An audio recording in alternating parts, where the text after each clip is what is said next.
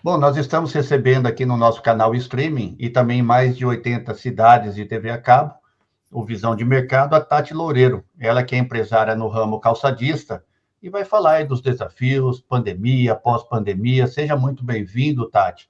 E o empreendedorismo, a gente sabe das dificuldades, né? Do sobe, desce, e com a pandemia ainda mais criou mais desafios. Essa pandemia, Tati, ela ajudou ou ela teve mais dificuldades para aí novos desafios? Como que você viu esse momento? Seja bem-vinda. Oi, Rogério, que delícia estar aqui. Muito bom poder falar sobre o assunto, poder trocar experiência. Bom, eu sou uma pequena, média empreendedora, né? E a pandemia, para mim, foi bem difícil. Assim, a gente tinha acabado de abrir 3 lojas antes da pandemia, 6 meses antes. E a gente trabalha com sapato, né? Então, a partir do momento que você trabalha com sapato, as pessoas começaram a ficar em casa, acho que a última coisa da lista delas foi realmente o sapato. Mas eu acho que a gente teve pontos positivos também, tá? Embora os negativos tenham se sobressaído, que foi o e-commerce, que eu acho que isso todo mundo fala, né, chavão, mas a gente tinha um e-commerce bem pequeno, começando, engatinhando, e com a pandemia a gente conseguiu, vou falar, triplicar as nossas vendas ao longo desses últimos 2 anos, né, 2 anos e meio, e agora estamos quase triplicando. Então, assim, eu acho que esse é um movimento que, se não fosse a pandemia, a gente certamente não teria, tá? Eu acho que a gente teria um crescimento muito mais devagar, até porque o nosso cliente, ele é um cliente de 40 a mais, né? Quer dizer, é uma faixa etária média de 40, que não é um público que já estava habituado a comprar tudo na internet. Então, isso foi realmente um crescimento muito acelerado graças à pandemia. Mas eu ainda preferia que não tivesse a pandemia, tá? Mas se tiver um ponto positivo, eu posso te dizer que foi esse. Ela, no caso, então, como no meu caso também, vamos dizer assim, do nosso canal streaming, ela antecipou um processo no caso do e-commerce? Eu acho que sim, eu acho que ela antecipou, eu acho que esse movimento, especialmente no Brasil, ele estava vindo, óbvio, mas mais lentamente, né? O brasileiro, eu acho que a gente tem uma questão de atendimento que é muito diferenciada. A gente tem um atendimento muito maravilhoso aqui no Brasil, a gente é receptivo, o cliente que compra com bom atendimento, ele compra mais, a gente é habituada com serviço, né? A gente não tem o hábito nem de encher o tanque de gasolina, como, por exemplo, acontece nos Estados Unidos. Então, a gente é uma população acostumada com serviço. E na área de vendas não é diferente. Né, o cliente gosta de chegar numa loja, de ser atendida. Você vai nos Estados Unidos, você pega as suas coisas e, com muita sorte, consegue alguém para fazer alguma pergunta. Né, eu acho que isso daqui com a gente é diferente. Então, eu esqueci a pergunta, maravilhoso isso. Retoma para mim, Rogério. A pessoa. Oi? Eu vaguei tanto que eu esqueci o que eu ia falar. Isso é Não, problema de mãe, tá? Empresária, com 3 filhos. A gente esquece mesmo, mas a gente segue a entrevista em cor, tá? Porque a gente não, gosta da sem coisa. problema. Eu tinha perguntado para ti a respeito se a pandemia antecipou o processo do e-commerce para você. Ah, Era perfeito. uma coisa Não, mais no desculpa, futuro. já retomei. Então, eu estava falando assim, com toda essa coisa do nosso atendimento que é diferenciado, a gente não tinha um movimento de compra no e-commerce tão grande. Até porque nossos e-commerces ainda estavam engatinhando, a gente tem um processo mais difícil quando você entrava no e-commerce, processo de troca, o cliente não está afim de voltar no correio. Então, a gente não estava acostumada com essa cultura de compra que, por exemplo, a cultura americana, que eu tenho mais familiaridade, tem. Que eles compram tudo pela internet, recebem em um dia, eles têm um sistema de distribuição maravilhoso, então você compra, às vezes no mesmo dia você tem. A gente hoje tem um sistema de distribuição precário, que está melhorando, mas é ruim, né? Que basicamente tem os correios aí com novos players surgindo a cada momento, principalmente com a pandemia, mas que é um sistema ainda muito ruim. O cliente compra, demora de 3 a 5 dias, que parece pouco, mas para o e-commerce é muito. O cliente quer comprar e ter no mesmo dia. Então, eu acho que com tudo isso, quando veio a pandemia, as pessoas falaram não tem jeito, eles tiveram sim que se adequar a um recebimento de 3 a 5 dias, eles tiveram sim que se adequar a ter que fazer uma logística reversa, desculpa, a entrar no e-commerce, entender como funciona. Então, a gente tinha um atendimento explicando para as pessoas, né, até um público às vezes mais velho, mas como é que eu faço? Eu não estou achando o produto aqui no site, o produto estava no site. Então, assim, você vê que são comportamentos que são culturais e que a pandemia quebrou. Ao final da pandemia, eu falo até por mim, tá? Eu não comprava nada pela internet, nada. E olha que eu não sou tão velha, eu tenho 42 anos, e passei a comprar, E hoje, depois de 2 anos, que é um tempo relativamente curto, eu preciso de uma coisa, eu já entro lá no aplicativo de A ou de B e compro o que eu preciso. Às vezes eu tô dentro, sei lá, de uma farmácia, não tem um remédio que eu quero, já entro lá no aplicativo, peço para um outro lugar e um dia tá na minha casa. Então isso foi eu acho que foi muito importante sim, porque não só pelo e-commerce, mas eu acho que a gente tinha um comércio muito centralizado nos shoppings, que é um custo muito alto. E na pandemia teve muita gente que quebrou porque os shoppings não flexibilizaram o suficiente para os lojistas. No caso, você está falando aí de shopping, enfim. No caso, vamos partir para mão de obra e também para matéria-prima. Como que está a realidade hoje? Então, eu acho que a gente teve um problema, sim, durante a pandemia, claro, né, de as fábricas que pararam, uma série de coisas que aconteceram, mas agora que podemos dizer que a gente está caminhando para um final da pandemia ou para uma maior familiaridade das pessoas com a presença do Covid na vida delas, das pessoas, dos fornecedores, desculpa, muitos quebraram no caminho. Então, hoje, você tem menos fábricas, no meu caso, tá, que trabalham com sapato, fábricas que realmente quebraram durante a pandemia. Você tem dificuldade de fornecimento de material, então a gente tá com demora de recebimento de sola, de couro, alguns materiais, algum nada, a gente tem uns componentes que vêm da China, então acabou também sofrendo, então toda a cadeia foi prejudicada. E assim como depois de uma guerra você tem os feridos, eu acho que no processo produtivo ele não é diferente. Eu acho que agora a gente está lidando com os feridos, né? E isso está, sim, tendo atraso. A gente está com muita dificuldade de fornecimento e não é só em sapato. Eu tenho várias empreendedoras amigas que trabalham com roupa e que estão todas com atrasos enormes, e as fábricas dizendo muito de atraso nos componentes enfim, das produções, né? No caso, como empreendedora, Tati, como que você enxerga essa jornada sua e o que que seria hoje a Tati, a empreendedora no divã? O que que seria isso? A gente tem 2 horas aqui de programa. 2 horas e meia. Ótimo, maravilhoso. Então, já passar a tarde aqui. Então tá. Eu acho que durante a pandemia, para mim, assim, foi um processo muito difícil, óbvio, e eu tive que me desconstruir de uma série de coisas, tá? E uma delas é que eu comecei a trabalhar muito, muito, muito. Cheguei a ter um burnout, cheguei a pensar, desistir de tudo, isso porque eu tinha uma marca consolidada, mas eu estava sem prazer nenhum em trabalhar, em lutar, em estar o tempo todo, né, equilibrando conta, abre loja, fecha loja, funcionário que fica com Covid, aí não tem que abrir o shopping, aí são tantos elementos que eu falei, cara, eu vou desistir desse negócio, jogar tudo pro ar, já não é fácil empreender, dane-se, né, vou jogar tudo e seguir minha vida. Mas nesse momento eu literalmente fui pro divã, no meu divã pessoal, e eu comecei a entender que eu não estava sozinha nesses pensamentos, por mais malucos que parecessem, estava todo mundo sentindo isso. E eu passei da posição de apenas empreendedora, que não é apenas, que é bastante coisa, para uma posição de começar a aparecer nas redes sociais, de começar a aparecer e compartilhar essa história, esse sofrimento, essa angústia, essa solidão que é empreender. Meio até com, falei, puta, a galera vai me achar louca. Nossa, eu achava a Tatiana tão bacana e de repente ela tá falando que ela teve um burnout, de repente ela tava falando que ela não tá ganhando dinheiro. Mas eu comecei a falar isso, e para minha surpresa, Rogério, as pessoas começaram a me abraçar, digitalmente falando, se sentirem acolhidas. Comecei, né, a escrever para a Vogue Negócios desse ponto de vista das mazelas, dos sofrimentos e das alegrias de empreender, mas até mais os sofrimentos. E teve uma aceitação muito grande. Por quê? Porque as pessoas estavam sozinhas.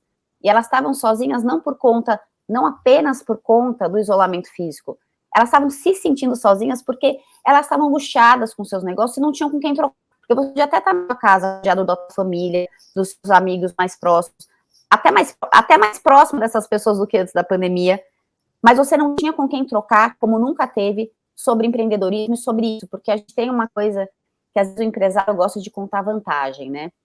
Não é contar vantagem, é só falar não, as coisas estão bem, tá tudo bem, não, tá tudo ótimo, o mercado está aquecendo, ou, né, as palestras, os empreendedores de palco, 5 passos para ganhar 1 milhão, como fazer o seu negócio duplicar, e você falava, cara, tá todo mundo assim, e eu não tô assim, eu devo ser muito burra, não é possível, o que tá acontecendo?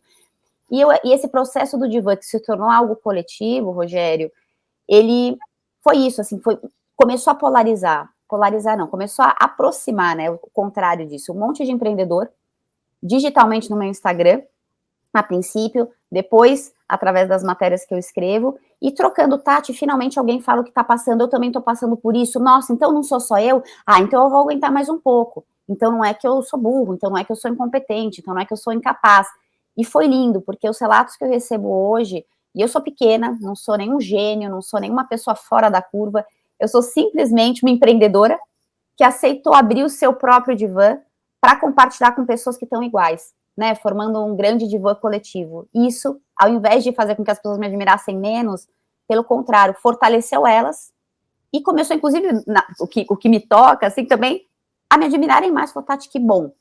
Então, um pouco esse é o processo da empreendedora no divã. E com isso também nasceu o movimento Caminhando Juntas, né? Seria com esse mesmo propósito, Tati?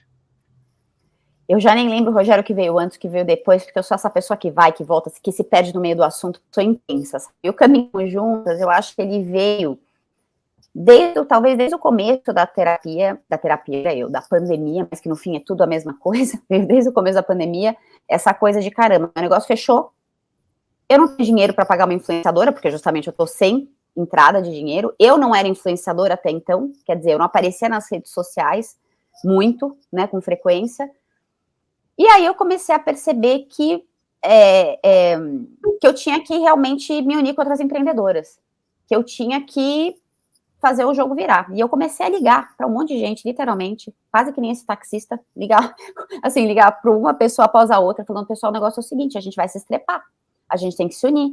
Porque as influenciadoras têm muito esse movimento que uma ajuda a outra. Uma faz um post, todo comenta, linda, maravilhosa, deusa, show. Aí você fala, uau, que pessoa engajada, mas metade é amiga. E eu acho lindo. O empresário não divide informação. Se perguntam se ele tá bem, ele fala, não, está tudo ótimo, mesmo que esteja tudo uma merda, porque ele não vai, imagina que ele vai contar para a pessoa que está perguntando isso. E eu instiguei as pessoas a fazerem isso. Eu falei, olha, é o seguinte, eu vou falar do produto de vocês falam do meu produto, e a gente faz uma troca. E dessa troca, que a gente começou a chamar do Caminhamos Juntas, começaram a surgir uma série de outras coisas. Aí eu fui convidada para um outro grupo de empreendedoras.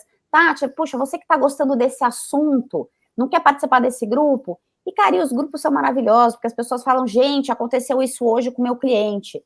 Nossa, hoje um cliente falou que eu sou isso, isso e aquilo. E você fala, nossa, comigo aconteceu a mesma coisa. Ou fornecedores que falavam para você uma história, não, porque isso não acontece com ninguém, é só com você. Essa frase de impacto é maravilhosa. Aí você se sente o último da fila de pensar, bom, só acontece comigo, então devo ter algum problema. Aí quando você põe grupo, aconteceu com todo mundo com a mesma frase. Aí você começa a se fortalecer e fala, caramba, calma. Tipo, abriu um mundo, Rogério, tão lindo desse projeto, né, que começou como um projeto, mas é mais quase que um propósito mesmo de vida, e ele foi contaminando todas as áreas da minha vida, né, o Caminhamos Juntas. Então eu passei a convidar as marcas, depois desse início, né, a terem um espaço na minha loja, para eu poder divulgar outras empreendedoras, que às vezes não tinham espaço físico, ou marcas que eu usava, então elas poderem vender na minha loja que tem o Caminhamos Juntas, onde eu falava quem era a empreendedora por trás. Então não era simplesmente vender a marca, era falar quem está por trás, como é a história dessa empreendedora que está aqui, né, porque eu acho que isso faz toda a diferença no negócio, principalmente o meu meio, que são de pequenos empreendedores, onde você lida com o dono, onde você sabe de todas as dores daquele por trás. Então, isso para mim, me encheu de esperança, a tal ponto de eu querer trazer para dentro do meu negócio, como pilar de marca, essa história de ajudar outros empreendedores, porque eu também fui ajudada, tá? Não só na posição de eu ajudar, mas eu ser ajudada. E a gente mudou, né, o nosso pilar e começamos a ter na nossa loja que a cada par que a gente vendesse, uma parte a gente ia doar para empreendedoras da periferia. Porque eu pensei, se eu que já sou uma pessoa privilegiada, tô comendo pão que o diabo amassou, eu imagino aquela empreendedora que fazia bolo de pote e que, de repente, fechou o negócio dela, ou que tinha o salão de beleza dela que atendia a comunidade, de repente foi proibida de atuar, né, uma série de coisas, mas que não tinha dinheiro para, né, enfim, manter o negócio dela, ou que diminuiu o público dela do pequeno restaurante. Então, a partir do momento que a gente começou a fazer essas doações, eu comecei a ter feedback dessas empreendedoras, falei, nossa, Tati, meu negócio estava para fechar, eu não tinha como manter, não tinha, eu sei que a pandemia ia passar, mas eu não tinha como manter, e esse dinheiro fez toda a diferença para eu poder manter meu negócio e passar por essa crise. E aí entra na história de você ter independência financeira e de você poder, como mulher, fazer suas próprias escolhas, sair de uma relação de violência doméstica que aumentou muito na pandemia, que muito se falou, mas é isso, como é que a gente resolve a violência doméstica? Não é só tirando o agressor, isso é o principal, mas é dando independência para essa mulher também, não é nem dando, porque ela não precisa de nada dado, mas é criando um ambiente favorável para que essa mulher construa a própria independência dela. E esses discursos foram ficando tão impregnados em mim, que assim, hoje se eu não tivesse isso no meu negócio, eu acho que eu teria fechado, não nem por não estar ganhando dinheiro, eu teria fechado por desânimo mesmo, de pensar, caramba, depois de todo mundo achar que ia morrer, muitos morreram de fato, o que é que eu vou deixar na vida, né? O que é que eu vou deixar nesse país, nesse mundo que eu habito? E com esse propósito de vida que você quer levar adiante, você também colocou aí a Tati no podcast, né, para estar dividindo os problemas. Como que você consegue conciliar tudo isso daí, Tati? Empreendedora, Sabia que você ia caminhando perguntar isso. junta. Eu não consigo, Rogério, então, a gente consegue ter um burnout em vez ou outra, né? Rola um burnout, rola um estresse, rola um marido que reclama, porque, pelo amor de Deus, você vai se enfiar em mais um projeto, rola um filho que fala, mamãe, poxa, mas, né, você já faz tanta coisa, aí você fica com peso na consciência. Então, assim, eu acho que não existe essa história de Mulher Maravilha, eu acho que eu ainda estou aprendendo a equilibrar todos esses pratos, não posso dizer para você que eu já cheguei num equilíbrio, mas o fato é que eu sou movida, Rogério, a paixões, né? Eu sou uma pessoa que eu me mergulho muito em tudo que eu faço, e essa energia, ela contamina. Esse é o meu ponto de contato, a minha vocação, talvez, nessa existência, né?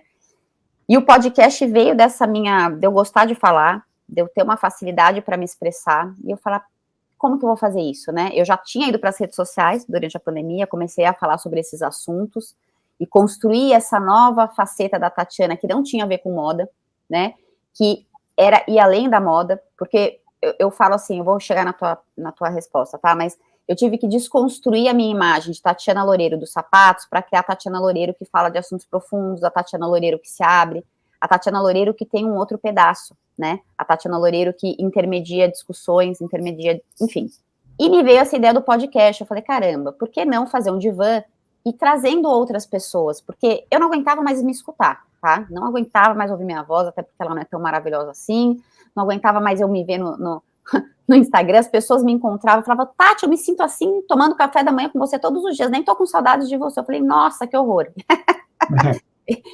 E aí eu falei, o podcast é uma chance de eu colocar no meu divã outras pessoas, mas trazer para essa conversa, que é uma conversa que tem um recorte psicológico, até pela minha formação, eu sou empreendedora por paixão, mas eu sou psicóloga de formação, eu tive consultório, então eu tenho um pouco esse olhar que ele atravessa um pouco esse lado psicológico do ser humano e do empreendedor, e é muito engraçado, porque quando eu vou conduzindo o podcast, fazendo as perguntas, eu tento sempre desviar da pergunta padrão e entrar naquelas curvinhas, naquela coisa que não foi explorada, não por nada, mas é porque é muito o meu olhar, é muito o que me deixa, que me aquece quando eu escuto uma entrevista, que eu falo, me identifiquei com essa pessoa, né? Quando é aquele discurso mais superficial, e não do ponto de vista negativo, mas mais factual, vamos dizer assim, eu faço isso, eu faço aquilo, minha empresa tem tantos anos, eu construí ela assim, assado.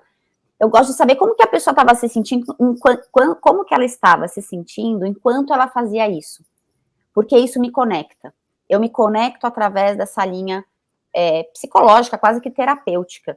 E quando eu trouxe os empreendedores para o meu divã, empreendedoras, foi lindo, porque a gente está já com 2 episódios no ar, hoje a gente, né, vamos lançar o 3º.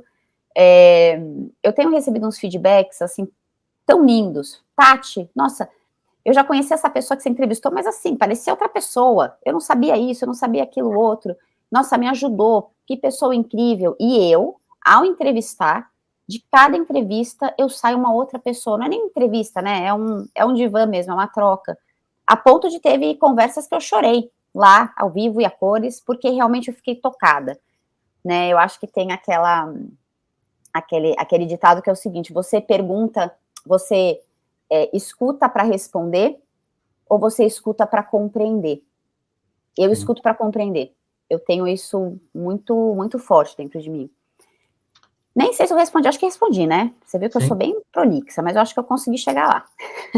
Então, eu ia até perguntar para você, quando você começou a falar do divã, do movimento, falei assim, eu vou perguntar se ela é psicóloga ou psiquiatra, porque se ela não for ainda, ela vai inventar essa na cabeça do marido, né? Não, eu sou psicóloga, eu já fui no psiquiatra, eu tive que tomar remédio durante a pandemia, porque quando eu tive meu burnout, eu nunca tinha tomado nada. Mas eu acho que é isso. E assim, eu acho que também meu marido sempre me apoiou, sempre fui super independente. Eu falei para ele, falei, essa é a minha potência, né? Eu sou uma pessoa que não adianta eu bloquear as coisas que eu sinto que estão dentro de mim. Mas eu acho que existe um período, como tudo na vida, né, Rogério, de acomodação. A gente primeiro traz para dentro, aquilo dá uma bagunçada na nossa vida, a gente não sabe muito bem como organizar, quase se arrepende, fala, ai, por que eu fui inventar isso? Mas passa um tempo, aquilo se acomoda, aí você percebe que outras coisas que estavam no teu dia ou na tua vida não fazem tanto sentido e você tira elas depois.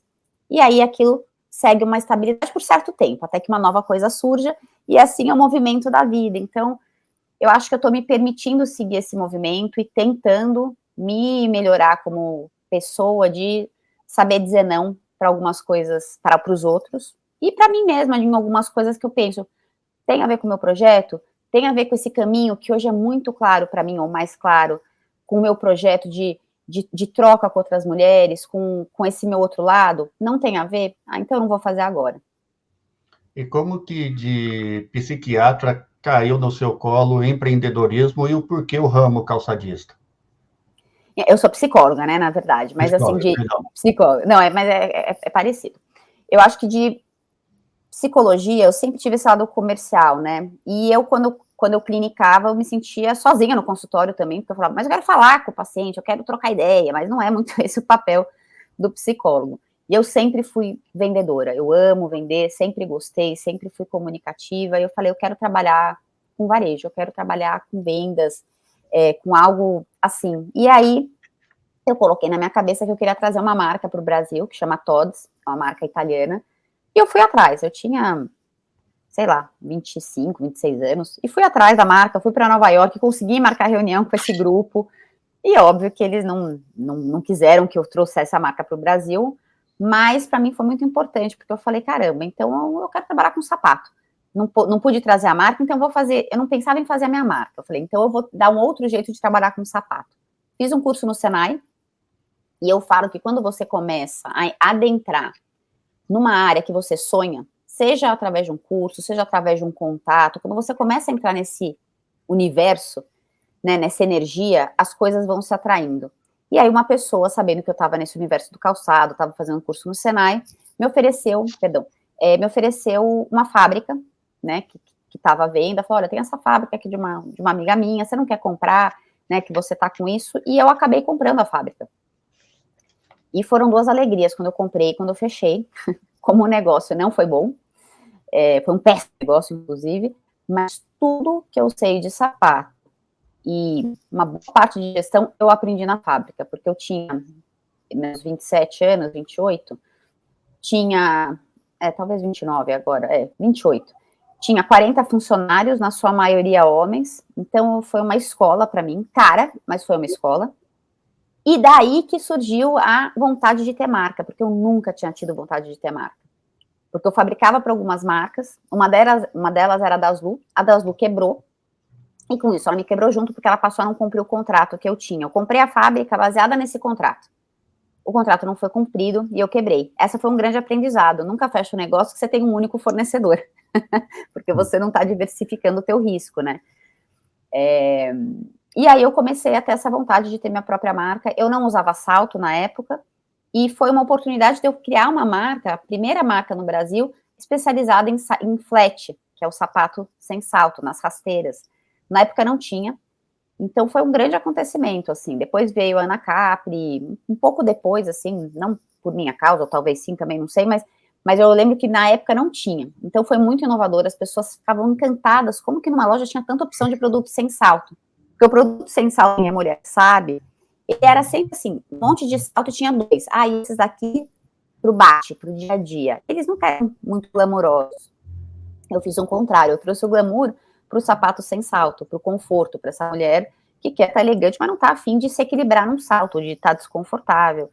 Então, foi muito inovador, assim. Então, foi assim que surgiu a Tatiana Loureiro, que é a minha marca de sapatos. Tá legal. Bom, a gente tem aqui próximo a Marília, né, a cidade de Jaú, que é conhecido como capital do calçado, né, feminino. Sim. E para a gente finalizar, Tati, você falou que trabalhou aí com muitos homens, né? Teve problemas, enfim. Como que você vê, né, esse lado seu, depois de todo esse contato com as empreendedoras, de todos esses projetos, na gestão? Como que você vê a gestão com as mulheres, né, na gestão, e os propósitos, né, para estar equilibrando aí o lado empreendedor da mulher? Como que você vê isso? Rogério, eu acho que assim, acho que a mulher tem muito a contribuir no estilo de gestão, né?